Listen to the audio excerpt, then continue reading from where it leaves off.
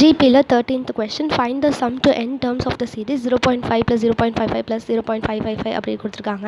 So இது எப்படி எழுதணும்னா Sn is equal to 0.5 plus 0.55 plus 0.555 plus dot.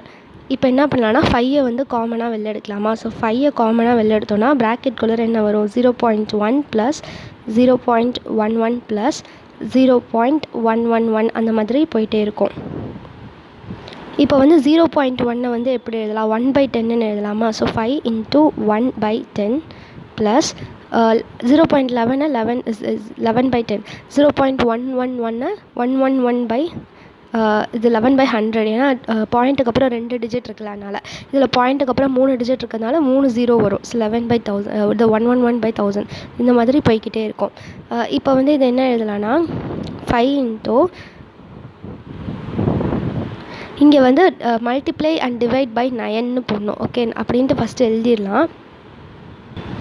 Multiply and divide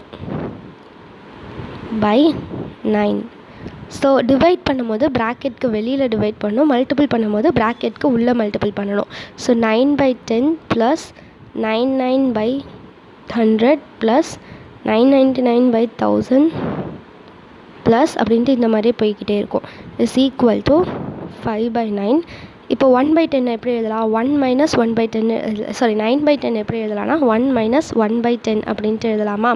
plus 99/100 வந்து அலைஞ்சிட்டே இருக்குது அதில் ப்ளஸ் 99/100 வந்து 1 மைனஸ் 1/100ன்னு எழுதலாமா? இப்போ எல்சிஎம் எடுத்து பார்த்தோன்னா 100 மைனஸ் 1/100 வரும். ஸோ 99/100 தான் வரும். அதே மாதிரி 999/1000 1 மைனஸ் 1/1000 அப்படின்ட்டு எழுதலாம். ஸோ ப்ளஸ் அப்படின்ட்டு அப்படியே போட்டுடலாம். இஸ் ஈக்குவல் டு இப்போ வந்து 5/9 எழுதிக்கோங்க. இப்போ எல்லாத்துலேயுமே வந்து 1 1 1 அப்படின்னே வந்துட்டுருக்குல்ல, அதனால் இது எத்தனை 1 வருதுன்னு தெரியாது. ஸோ என்னன்னு வச்சுக்கலாம். மைனஸ் இதில் எப்படி வரும்? 1/10 ப்ளஸ் 1/100 ப்ளஸ் 1/1000 அந்த மாதிரி போய்கிட்டே இருக்கும். So plus dot is equal to 5/9 n minus இப்போ வந்து இது வந்து ஒரு ஜிபி, இப்படி வரது வந்து ஒரு ஜிபி. இதோட a வந்து என்னென்னா 1/10, r வந்து என்னென்னா r வந்து 1/10 தான். r எப்படி கண்டுபிடிப்போம்?